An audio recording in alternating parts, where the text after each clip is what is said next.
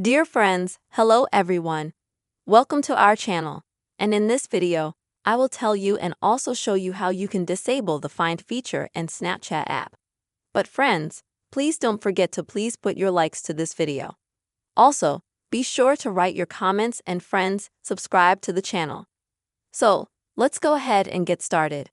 I want to say right off the bat that there is no option that would allow you to permanently disable the search or find or perhaps recommendations section of this search. But I'm going to show you a little workaround that might help you. So friends, please open Snapchat on your device. And then at the bottom, please go to the search section. And there you will be able to see the different videos that Snapchat can offer you that you like.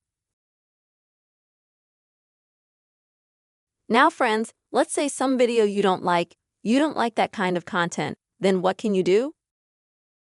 To do that, friends, click and hold on that video and then select Hide this content.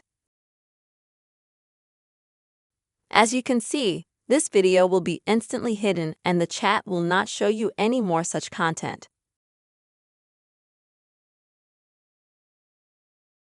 If you want to completely hide the content from a certain person, then click and hold.